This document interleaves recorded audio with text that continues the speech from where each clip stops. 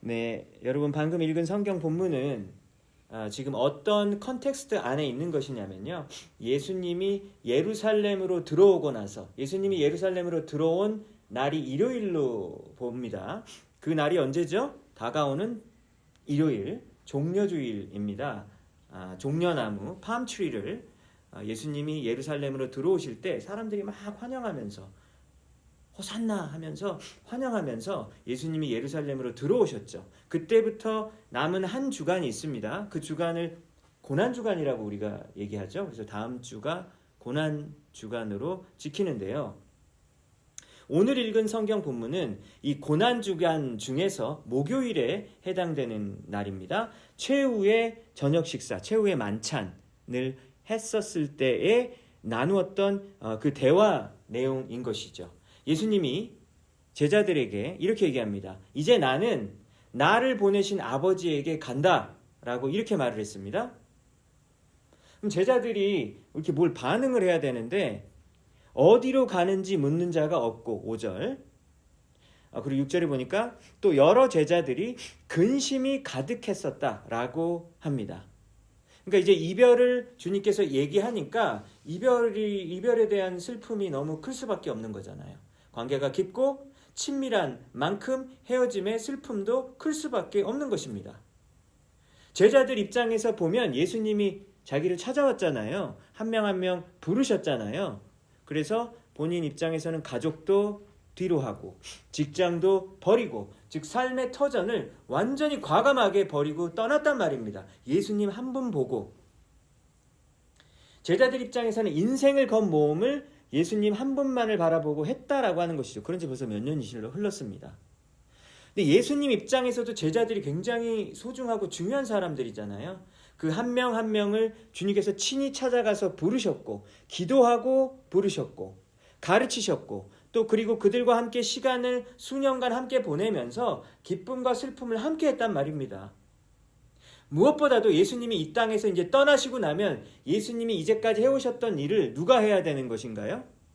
제자들이 해야 된단 말입니다. 그러니까 그들이 이어받을 자라고 하는 거죠. 그러니까 그들을 이렇게 놓고 떠나는 마음, 그 예수님의 마음 또한 쉽지 않았습니다. 제자들만 힘든 건 아니죠.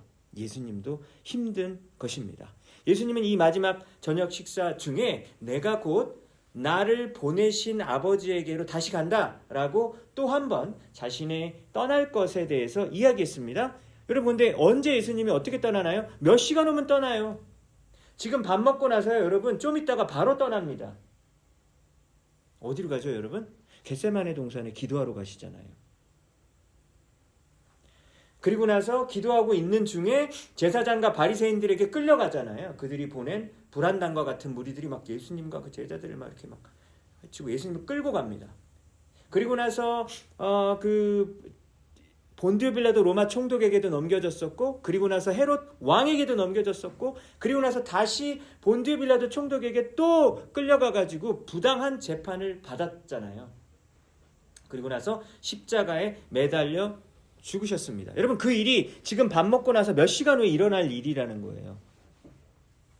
여러분 지금 건강한 사람 예수님은 목 쉬었으니까 건강하고 튼튼했을 것 같아요. 근데 그 생 사람을 여러분 죽기 전까지 막 때리고 그 다음에 못 박아가지고 나무에 매달아가지고 죽이는 거예요. 불과 몇 시간 만에 그런 처참한 일이 벌어지는 겁니다. 근데 문제는 예수님이 이걸 알아요 몰라요? 본인은 어떻게 죽는지 언제 죽을지 정확히 알고 계시잖아요. 여러분 그게 가장 끔찍한 일 아닌가요? 여러분은 언제 죽을지 모르잖아요. 그러니까 얼마나 좋아요. 그렇지 않아요? 우리가 언제 죽을지 안다면 그때부터 정말 불안해가지고 하루하루가 정말 지옥일 겁니다. 근데 예수님은 자신이 죽는 거를 정확히 알고 계시니 얼마나 괴로우셨겠습니까? 여러분 십자가형은요 우리가 맨날 십자가 그러니까 이렇게 편하게 얘기할 수 있지만 목걸이도 막 걸고 다니고 그러지만 십자가는요 그렇게 할 수 없는 거예요. 그 당시 문화적인 배경으로는. 왜냐하면 인간이 얼마나 잔인할 수 있는가를 보여주는 게 십자가잖아요. 여러분 사람이 다른 사람을 얼마나 증오하고 시기심에 사로잡히면 광기를 부려가지고 그 십자가형에다가 넘겨주려고 할까요? 바리새인들이 예수님 엄청 미워했잖아요. 자기네 밥그릇 뺏어갈까 봐. 어떻게 하면 사람을 가장 고통스럽게 서서히 죽일 수 있을까? 막 사람들이 막 머리를 짜냅니다. 그래가지고 생각해낸 게 뭐예요? 십자가에다가 매달아가지고 하면 몇 날 며칠 동안 그러고 있겠지? 그런 생각을 한 겁니다. 여러분, 그런 생각을 한다는 것 자체가 너무 끔찍하지 않아요? 마귀에게 사로잡힌 자 아닐까요? 그런 생각을 했던 겁니다. 여러분, 문제는요, 그 인간 모두에게 그렇게 십자가에 예수님을 박을 만큼의 그 악한 그 죄성이 우리 모두에게 다 있어요. 그렇죠? 바리새인들만 그럴까요? 우리에게도 있다라고 하는 거죠. 끔찍한 일을 저지른 사람은 태어날 때부터 야, 너는 딱 보니까 완전 사이코패스로 태어났어. 너는 나쁜 일 하기 딱 그렇게 생겼다. 여러분, 이런 종자가 따로 있을까요? 악한 일을 하기에 적합한 종자가 따로 있을까요? 아니에요. 한나 아렌트라고 하는 철학자가 있었는데요. 그 사람이 악의 평범성이라는 말로 표현했습니다. 악의 평범성. 히틀러가 600만 명 죽였다 그래요. 유대인들만 600만 명 죽였다 그러잖아요. 근데 히틀러의 부하 중에서 최고 고위 관직 중에 한 명이 있었는데 그 사람이 아돌프 아이히만이라는 그 사람이 있습니다.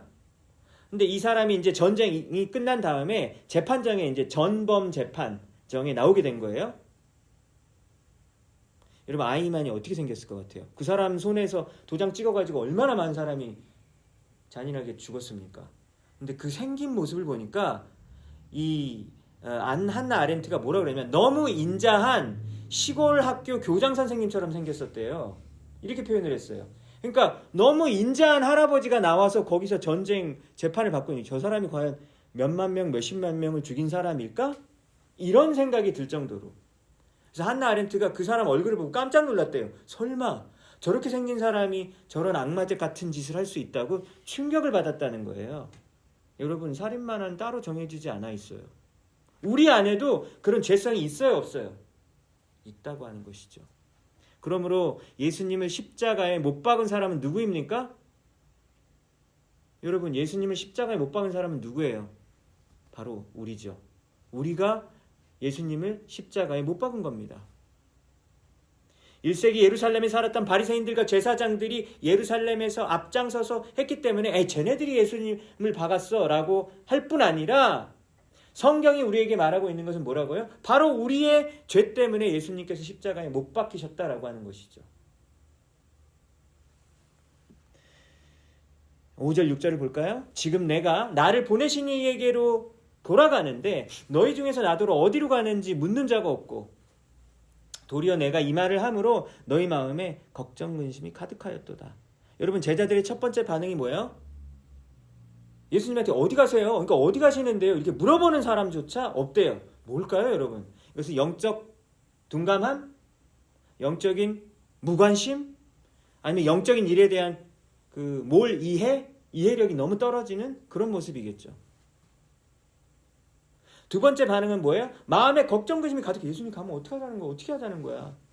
여러분, 걱정이 가득한 것은 인간적이고 당연한 반응일 것 같아요. 예수님 떠나가니까 진짜 어찌해야 할 바를 모르는 거. 인간적인 반응일 것 같아요. 그런데 사실 그 마음속에 걱정하는 사람들의 마음속에 깊은 곳에 뭐가 있는 겁니까? 아니, 우리 다 불러놓고 어쩌라는 거야. 이거 아닐까요?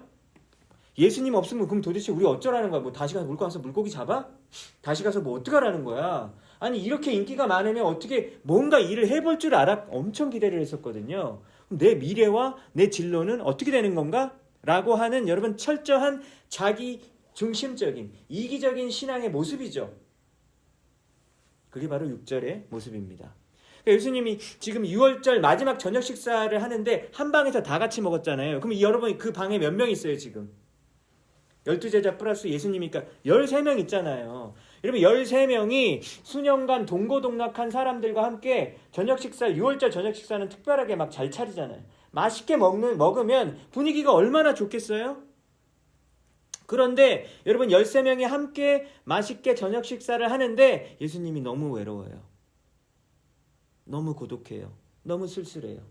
왜냐하면 12명의 제자들이 동역자로서 함께 해주는 것이 아니니까요. 너무 외로운 것이죠. 혼자 그 무거운 짐을 짊어지고 그 길을 가셔야 했었던 것입니다. 여러분, 이 자리에서 오늘 말씀을 듣고 계시는 여러분들은 예수님의 제자들과 여러모로 유사한 점이 있는 것 같아요. 여러분 각자의 상황에서 예수님께 여러분들의 시간과 재능과 물질을 드리고 계시죠, 요즘에? 뭐 그런 날이 하루 이틀이 아니잖아요. 계속 그렇게 좀 살고 계시잖아요. 그렇죠? 나름대로 여러분 자리에서. 여러분 누구 의지하십니까? 라고 물어보면 예수님을 의지합니다. 라고 대답할 거예요. 누구처럼? 제자들처럼. 여러분들에게 만약에 당신은 사는 이유가 뭐예요? 삶의 목적과 이유와 방향이 무엇이에요? 라고 물어보면 아마 분명히 이렇게 대답하실걸요? 하나님의 영광입니다. 이렇게 여러분들은 대답하실 거예요. 누구처럼? 제자들처럼. 그런데 우리가 하나님께 드리고 있는 그러한 삶을 산다고 해서 하나님의 뜻을 온전히 다 알고 있는 것은 아닙니다. 여기 보이는 제자들처럼. 하나님의 온전하신 인도하심을 받으며 하루하루 순종하며 살아가고 있다? 여러분 그것이 꼭 보장되는 것은 아니라고 하는 것이죠. 그렇다면 여러분 이 쓸쓸한 예수님의 십자가의 죽음을 그렇다면 가장 잘 이해해 준 사람이 누가 있을까요? 성경에서 만약에 찾아본다면 예수님이 십자가에 달리시기 전에 예수님의 죽음에 대해서 가장 잘 이해하고 표현한 사람이 누굴 것 같아요? 2주 전 수요 예배 때, 수요 기도회 때 우리가 살펴보았던 나사로의 누이 마리아 아닐까요? 마리아가 어떻게 했어요, 여러분? 300데나리온이나 되는 향유를 예수님의 발에다가 그냥 막 쏟아 부어버렸잖아요. 몇 초 만에. 주위 사람들이 너무 당황하고 가룟 유다는 야 그거 가난한 사람한테 줘야지 이러면서 반발을 했단 말입니다. 근데 예수님이 뭐라 그래요? 야 가만두어라 이렇게 얘기하죠. 가만두어라. 저 여자가 하는 일을 가만두어라. 이게 무슨 말이에요? 칭찬하고 있는 거예요. 지금 마리아가 하고 있는 일이 잘하고 있는 일이다. 그를 가만두어 나의 장래할 날을 위하여 그것을 간직하게 하라. 여러분 예수님이 마리아에게 얼마나 감사한지 몰라요. 왜냐하면 아무도 몰라주는데 심지어 12제자들도 모르는데요. 내가 하는 일의 가치를 인정하고 이해해주는 사람이 한 사람이라도 있으니까 얼마나 감사해요. 여러분 주위에서 여러분의 가치와 진가를 인정해주는 사람이 있죠. 그러니까 남들은 다 막 나를 막 가볍게 보고 우습게 보고 막 그렇게 할지라도 야, 너 대단한 사람이야. 너는 가치 있는 사람이야. 지금 당신이 하고 있는 일이 정말로 가치 있는 일입니다라고 이해해주는 사람 있어요, 없어요? 예, 한 명이라도 있기 바랍니다. 여러분 그런 사람이 있을 때 사실 우리는 살 수 있는 힘과 의미를 얻잖아요. 아마 그런 사람이 한 명도 없으면 그냥 죽고 싶을걸요? 그렇지 않을까요? 예수님의 죽음을 이해했던 마리아. 여러분 그러니까 이것이 큰 가치예요. 예수님께 얼마나 큰 위로와 힘이 되어 주었을지 모릅니다. 여러분들이 지금 하나님 앞에 드리고 있는 삶을 사는 거 잘하고 있는 것입니다. 그렇지만 여러분들의 삶 속에서 하나님의 뜻이 구체적으로 무엇인지 깨닫고 알고 여러분 하루하루 살아가시면 좋겠습니다. 그 뜻을 온전히 이해하시기 위해서 주님의 음성을 충분히 듣는 여러분들 되시기 바랍니다. 여러분 가던 길이 많이 바쁘시더라도 계속해서 달려가지 마세요. 달려가면 주님의 음성을 들을 수가 없죠. 자기 일에 너무 바쁘고 서두르느라 주님의 음성을 들을 수가 없어요. 가만히 서서 주님의 음성을 들어야 하는 것입니다. 늘 하던 대로 여러분 그냥 살지 말고 고요히 주님의 음성을 듣고 순종하시는 여러분들 되시기 바랍니다. 한 방에서 식사하고 있지만 예수님을 외면하고 버려두었던 제자들이 되지 않기를 바랍니다. 여러분 제자들은 직장 버리고 가족 버리고 온 사람들이에요. 대단한 사람들이에요. 그렇지만 오늘 이 방에서는 예수님의 뜻을 전혀 이해하지 못하고 있잖아요. 식사 후에 겟세마네 동산에서 주님께서 3명만 따라 불러다 놓고 나와 함께 기도를 좀 해달라고 간절히 부탁하셨어요. 아니 예수님은 하나님이잖아요. 뭘 도움이 필요해요? 도움이 필요 없어요. 그럼에도 불구하고 3명에게 나랑 같이 기도 좀 해주면 안 되겠냐라고 간절히 부탁했잖아요. 그러니까 와서 깨우면서 기도 좀 같이 좀 해줘. 기도 좀 같이 좀 해줘. 기도 좀 같이 좀 해줘 했는데 계속해서 자고 있는 거예요. 이게 바로 잠자고 있는 제자들의 불쌍한 모습이었던 것입니다. 여러분, 우리가 여러분들이 비록 여러분의 장소에서 지금 헌신하고 수고하고 있겠지만 주님의 뜻을 분명히 알고 하루하루 순종하는 것이 더 중요한 것이겠죠. 영적으로 깨어있는 여러분들 되시기 바랍니다. 여러분 7절을 볼까요? 그러나 내가 너희에게 실상을 말하노니 내가 떠나는 것이 너희에게 유익이라. 요한복음 16장 7절입니다. 내가 너희에게 실상을 말하노니 내가 떠나는 것이 너희에게 유익이라. 내가 안 떠나면 보혜사가 너희에게로 오지 아니할 거야. 내가 가면 내가 그를 너희에게 보내겠다라고 이야기합니다. 성령님을 누가 보내신다고요? 예수님이 성령님을 보내신대요. 여기서 여러분 보혜사는 영어 성경에서 counselor, helper, 파라클레이토스 이렇게 파라클레이토스는 그리스어입니다. 이런 뜻을 가지고 있어요. 그러니까 돕는 사람, counselor라는 뜻을 갖고 있어요. 근데 보혜사는 그러면 구체적으로 누굴까요? 누굴까? 13절을 보면 알 수 있죠. 여러분 13절 볼까요? 진리의 영이에요. 보혜사는 누구라고요? 오늘 찬양에서 불렀던 것처럼 진리의 영입니다.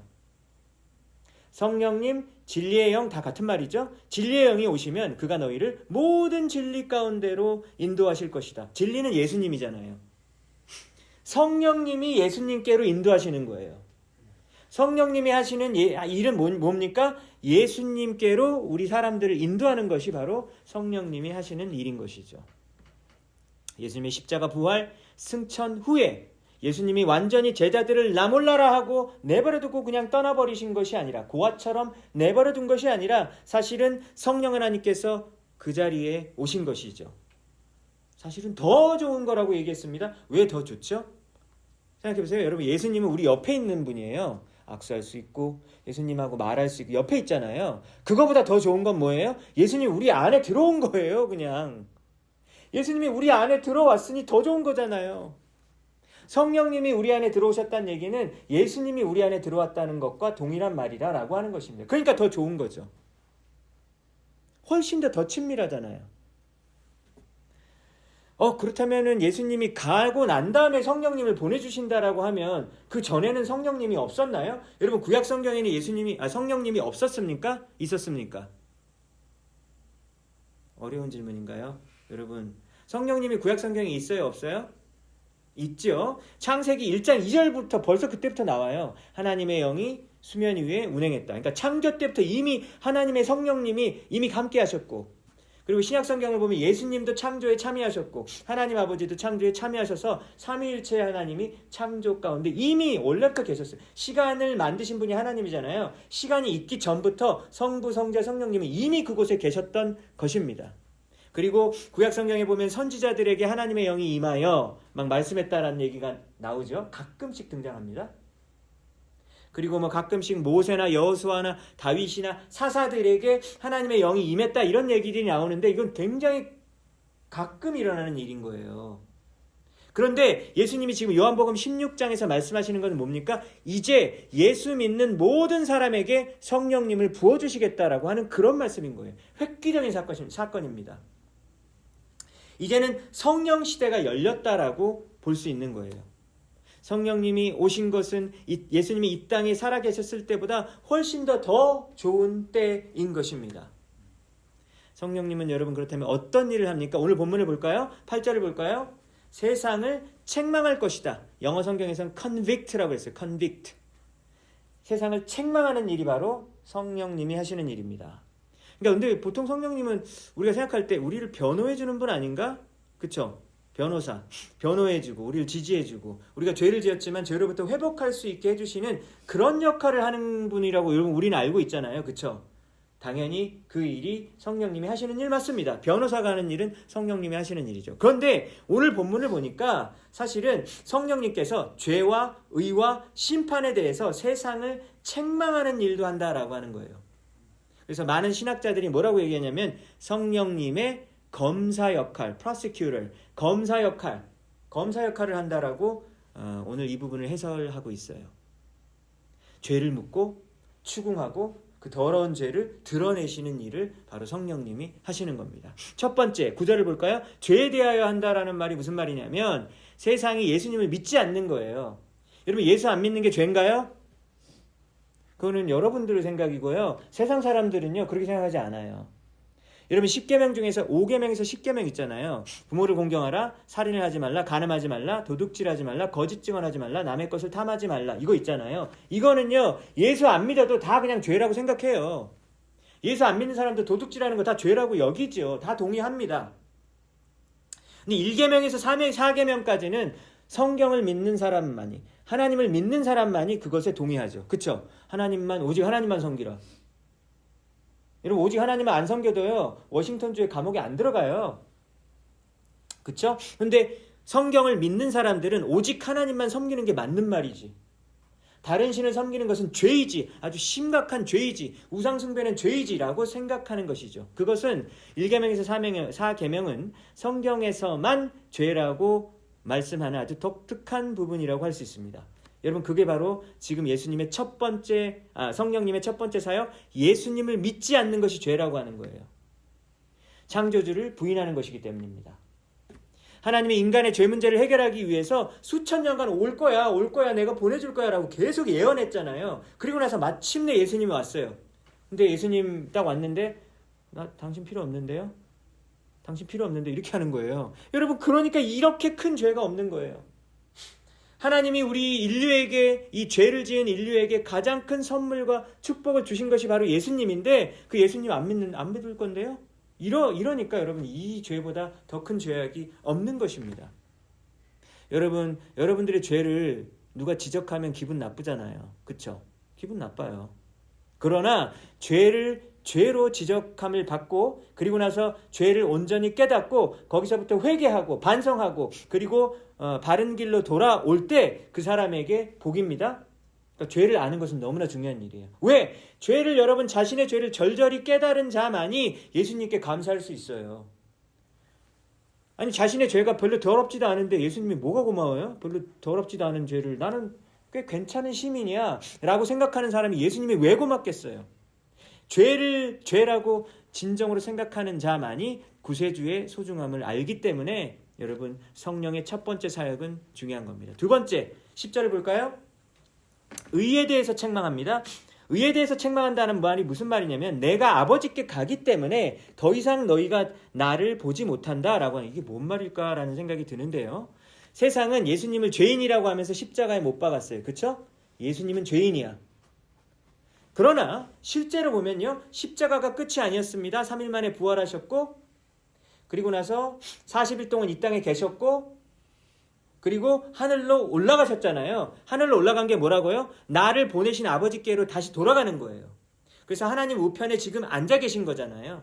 근데 하나님 우편에 다시 예수님이 이 땅에 사시다가 30년간 살다가 다시 돌아갔다라는 건 무슨 말이에요? 그게 의라는 거예요. 하나님께서 이 사람은 의인이다라고 승인해 준 것이다라고 하는 겁니다. 세상은 예수님을 정죄했지만 하나님은 예수님이 의인임을 선언하셨어. 보이셨어. 그렇기 때문에 예수님을 죄인이라고 정죄한 너희들은, 세상은 참으로 잘못된 거야 라고 성령님이 그 죄를 지적해 주는 것이다 라고 하는 겁니다. 세 번째입니다. 11절이에요. 이 세상 임금이 심판을 받았습니다. 여러분 여기서 이 세상 임금이 누굴 것 같아요? 지난주 주일 설교에 나왔던 존재인데 이 세상 임금이 누굴까요? 지난주 주일 설교 기억나시나요? 누굴까요? 사탄입니다. 사탄은 히브리어라 그랬잖아요. 그렇죠? 그리고 그리스어로는 디아블로였고 에베소서에서는 바로 세상 임금을 뭐라고 얘기합니까? 공중권세 잡은 자라고 말하고 있고 그리고 불순종의 아들들 가운데서 역사하는 영이라고 했잖아요. 이게 다 사탄이에요. 사탄을 일컫는 말입니다. 여러분 성령님이 어떤 일을 한다고 해요? 세 번째, 이 세상 임금이 사탄이 심판을 받은 것에 대해서 그것에 대해서 이야기하시는 분이라고 하는 거예요.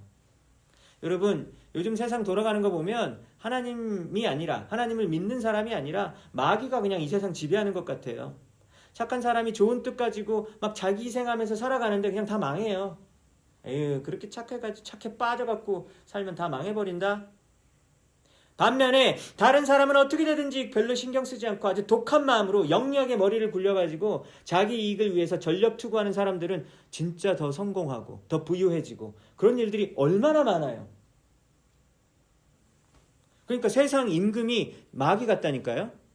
그런데 성령님이 뭐라고 얘기해요? 세상 임금은 마귀가 아니라는 거예요. 그의 미래는 어떻게 됩니까? 여러분, 마귀의 미래는 뭐예요? 불과 유황못에 들어가는 거예요. 불과 유황못에 들어가는 것이고, 그 마귀의 약한 영의 인도함을 받고 살아가는 사람들은 예수를 주님이라고 고백하지 않는 사람들도 거기에 함께 들어간다고 계시록에 나와 있습니다. 가룟 유다에게 귀신이 들어갔다고 얘기 나와요. 요한복음에 보면 가룟 유다에게 귀신이 들어가고 나서 얼마 후에 은30에 예수님을 팔아버립니다. 여러분, 가룟 유다에게 귀신이 들어갔을 때 마귀는요, 아싸 성공했다. 가룟 유다가 드디어 우리의 에이전트가 돼서 드디어 예수를 팔아버려가지고 막 두들겨 패고 막 죽여버렸구나. 자신이 승리한 줄 알았어요. 마귀는. 십자가가 마귀의 승리인 줄 착각했다니까요. 그러니까 영적 세계에서 근데 가장 큰 승리는, 하나님의 승리는 어디에서 이루어졌습니까? 예수님의 십자가에서 이루어졌잖아요. 그러니까 마귀는 착각한 거예요. 그러니까 몰랐던 거예요. 하나님은 지혜로우신 분이잖아요. 마귀는 그거에 속아 넘어간 겁니다. 아, 우리가 이기겠구나 하는데 사실은 그 일 때문에 온 세상의 사람들의 죄가 용서받게 된 거잖아요. 아유, 참 어리석습니다. 여러분, 죄와 의와 심판에 대한 진리를 깨우치는 것은요, 성령님이 하시는 일이다라고 하는 겁니다. 여러분은 원래 완전 하나님 모르고 죄인이었잖아요.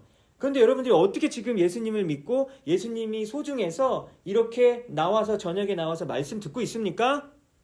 여러분, 이것은 여러분이 한 일이 아니잖아요. 여러분이 공부해가지고 여러분이 노력해서 얻게 된 것이 아니잖아요. 성령님께서 우리에게 찾아와 주셔서 예수님을 믿게 해주셨잖아요.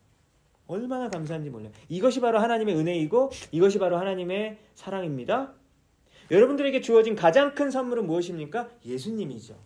여러분, 그 예수님이 여러분에게 믿어지도록 해주신 분이 누구십니까? 바로 진리의 영 성령님이신 것이죠. 여러분, 이번 남은 한 주도 성령님의 인도하심으로 따라가면서 살아가시는 여러분들 모두가 되시기를 주님의 이름으로 축복합니다.